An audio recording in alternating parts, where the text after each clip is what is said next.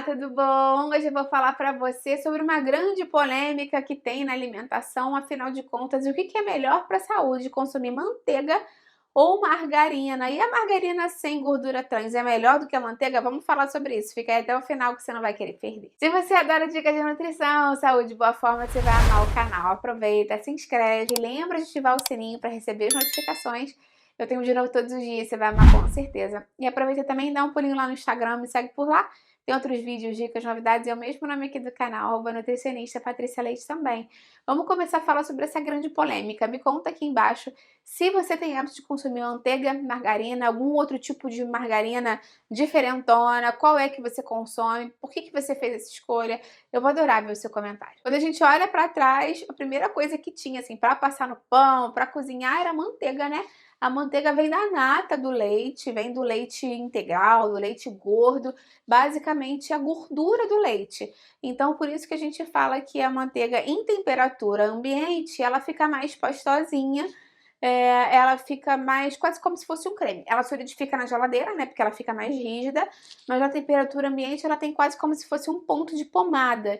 E a manteiga, ela tem muita gordura saturada, que é justamente essa gordura animal, essa gordura que vem do leite. A manteiga também é rica em colesterol e contém naturalmente vitaminas A e vitamina E, então ela acaba tendo um perfil lipídico de médio para ruim, digamos assim, porque a quantidade de gordura dela é basicamente gordura saturada, né?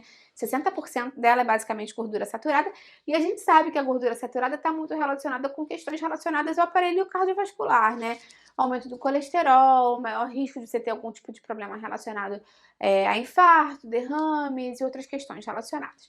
Então, o que a indústria fez? Eles queriam tornar essa coisa que a gente passa no pão mais saudável, e a indústria veio então com a margarina, que começou sendo feita a partir dos óleos vegetais. Mas a gente sabe que óleo vegetal, óleo de soja, óleo de canola, em temperatura ambiente é líquida. Não dá para você pegar esse óleo, líquido, né?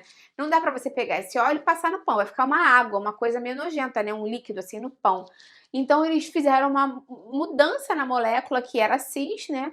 E viraram ela para outro lado e ficou trans. Essa gordura trans, que é a que todo mundo já conhece, que é uma gordura ruim para a nossa saúde, está associada com vários problemas, também cardiovasculares, mas inflamatórios como um todo.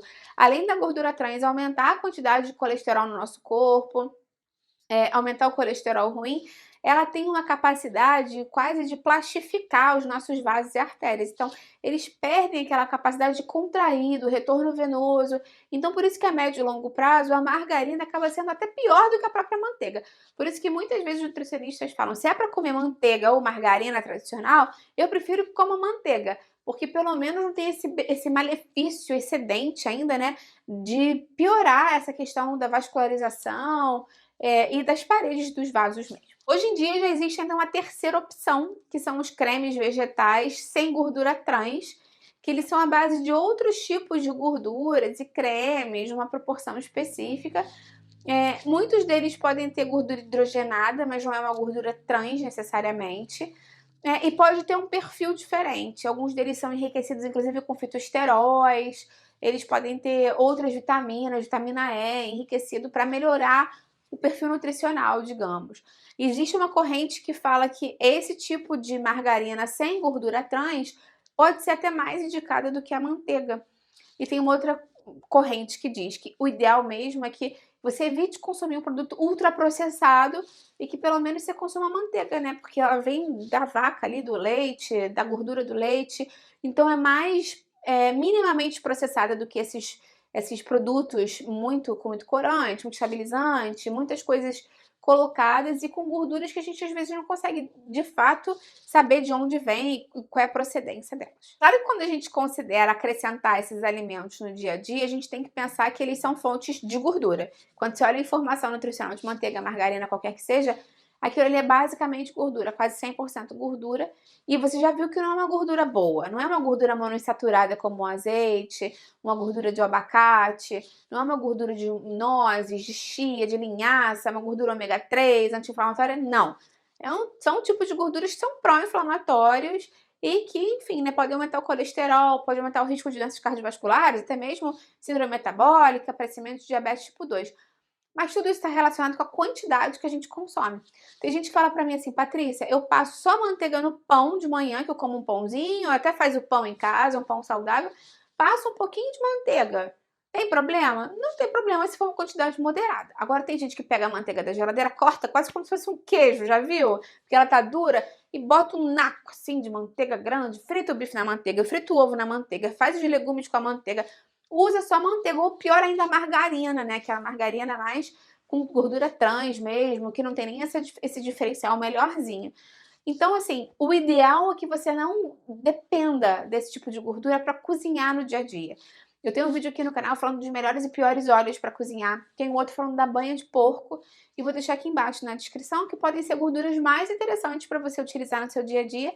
E utilizar a manteiga de uma forma bem pontual para o momento que você quer comer com um pãozinho, sabe? Uma coisa assim mais específica. Claro que existem pessoas para quem a manteiga e a margarina são completamente contraindicadas, principalmente as pessoas que já têm algum tipo de problema cardiovascular e que tem que controlar muito a quantidade de gordura saturada, e até mesmo as pessoas que vivem com diabetes, né? Porque normalmente os limites de colesterol para eles são mais baixos. A gente tem que controlar mais o colesterol, porque o diabetes é uma doença que, quando está descompensada e quando você tem muitos anos de diabetes, pode alterar muito essa parte vascular. Então é importante manter a saúde do coração, das artérias. Lembra que eu tenho aqui no canal uma playlist falando mais da saúde do coração e das artérias. E também falando mais sobre diabetes, sobre pressão alta, sobre como baixar o colesterol. Eu vou deixar isso tudo aqui embaixo na descrição para você. Outro ponto bem importante para você lembrar é que o ponto de fumaça da manteiga é super baixo. Tanto que você vê rapidinho, que você bota uma manteiga na frigideira, rapidinho ela começa a ficar castanha, né, meio amarronzada, e pode queimar, pode ficar rançosa, e isso também desnatura essa molécula da gordura dela, ficando prejudicial. Então, esse ponto de fumaça é uma questão muito importante. O ideal é que a gente procure alimentos com maior ponto de fumaça para cozinhar. Eu até falei isso no meu vídeo do azeite, mas isso com certeza serve para manteiga também, e outro ponto bem interessante. Então, como eu te falei, eventualmente um pouquinho de manteiga no seu dia a dia vai ser melhor do que um pouquinho de margarina, com certeza, e não vai também colocar a sua alimentação saudável em risco. Tudo depende da quantidade, e é bem importante que você meça a quantidade. Pega esse hábito de medir, né, porcionar, não precisa pesar nada disso, mas pega uma colherzinha de café, uma colherzinha de chá, pega um pouco dali, passa no pão, porque às vezes você vai pegando com a ponta da faca e a quantidade fica muito grande. E não depende dela como a gordura principal da sua alimentação. Lembra que existem outros óleos e gorduras muito mais saudáveis, como eu te falei. E vou deixar aquele meu vídeo aqui de melhores e piores óleos para cozinhar, porque senão isso aqui acaba ficando muito extenso. Me conta aqui embaixo, então, se você tem hábito de usar manteiga, margarina, óleo de soja, óleo de canola, azeite, banha, o que você usa para cozinhar, o que você passa no pão. Lembra, inclusive, que eu tenho uma playlist aqui de queijos, pastinhas e patês com uma ideia deliciosa, temperadíssima pra você passar no seu pão, com pouca gordura, hein? Você vai gostar. Lembra de deixar a curtida no vídeo, que isso me ajuda muito, e compartilha com quem vai gostar, com quem precisa. Vamos juntos ampliar essa corrente do bem, que é isso que eu quero aqui com o canal. Até a próxima, tchau, tchau!